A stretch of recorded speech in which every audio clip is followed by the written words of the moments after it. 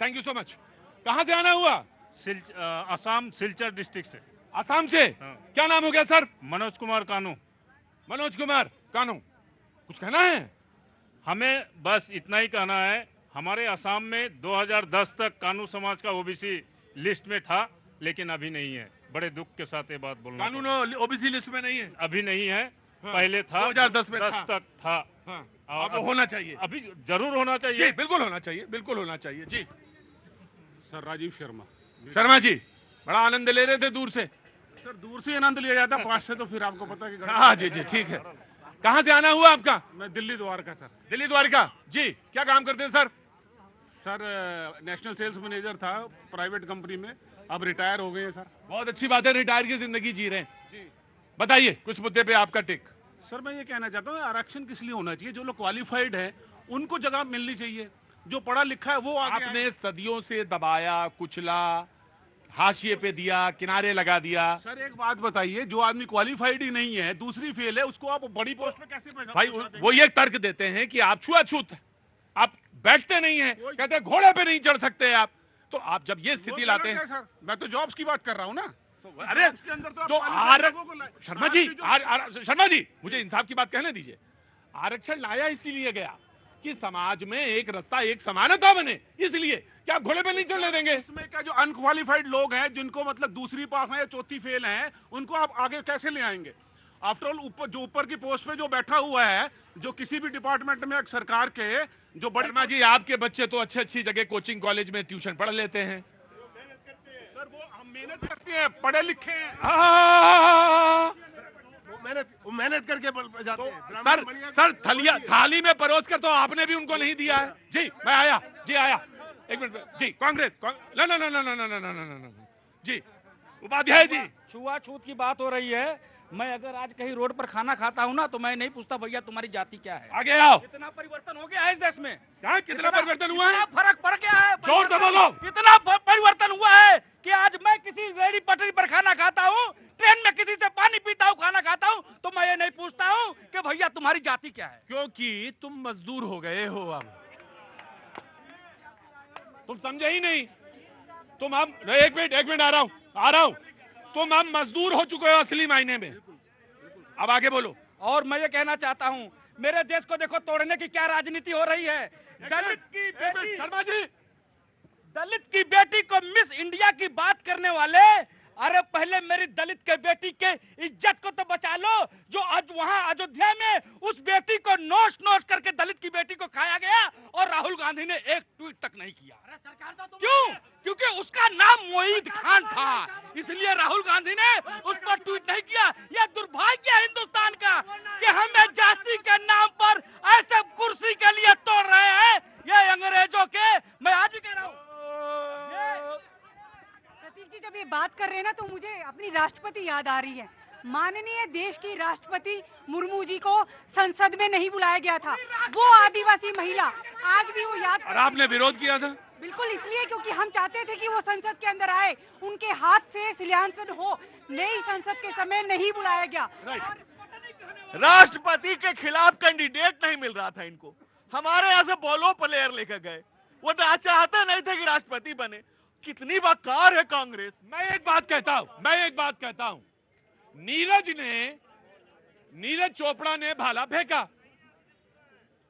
तो किसी ने ये पता कि सर मैं आ गया, बहुत महत्वपूर्ण बात है सर, सुन लीजिए। नीरज चोपड़ा ने जब भाला फेंका तो किसी ने ये कोशिश करी थी पता करने की कि ये नीरज जी पंडित जी थे या ठाकुर जी, या ये कोशिश कर रहे थे कि ये 93 से आगे चला जाए। कोशिश 93 से आगे चले जाने की थी या ये पता करने की थी कि भाला कौन फेंक रहा है?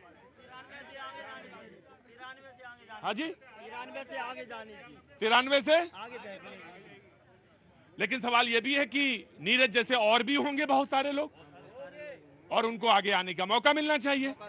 मौका मिलने का तरीका क्या होना चाहिए कि वही जिनका बेटा से बेटा से बेटा से दादा को मिलता चलाया, उन्हीं को मिले या औरों को भी मिले? हैं? जोर से बोलिए। हाँ जी, रुको। मैं ये कहना चाह रहा हूँ 100% लोगों को रोजगार दिया जा सकता है। 100% लोगों को? तो सर कोई फार्मूला बताइए, बहुत सारी सरकारें परेशान है। फार्मूला है। सर कहां से आना हुआ? मैं ग्रेटर नोएडा स्पेशली आया हूँ आपसे बात करने। जी बोलिए सर। 2 मिनट देनी पड़ेगी। हाँ जी बोलिए। फार्मूला ये है कि नेचर ने सब कुछ फ्री दिया है, प्रकृति ने सब कुछ दिया है फ्री में। पैसा शर्मा जी दिक्कत यही है कि बोलते ज्यादा हैं। पैसा सिर्फ मीडियम ऑफ ट्रांजैक्शन है। जो हमारे देश में करीब 6 करोड़ लोग अंडर प्रिविलेज हैं, चाहे उसमें SC ST हैं, चाहे OBC हैं, चाहे वो अदर बैकवर्ड क्लासेस हैं, उन सभी की फैमिली में 2-2 जनों को यानी 12 करोड़ लोगों को इंस्टेंटेनियस जॉब दिया जा सकता है।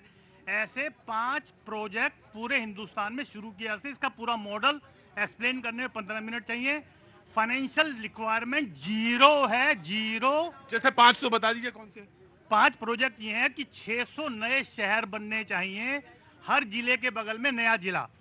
25 किलोमीटर जमीन चाहिएगी एक शहर को। 12,500 15,000 किलोमीटर इंफ्रास्ट्रक्चर पे काम करने की बात है। जी मैं आया। जी नीति। आपने तो 1 मिनट में राहुल गांधी को करे, आपने कहा कि बेटे का बेटा बेटा का बेटा नहीं बनना चाहिए, आपने तो राहुल गांधी पे सवाल उठा दिया।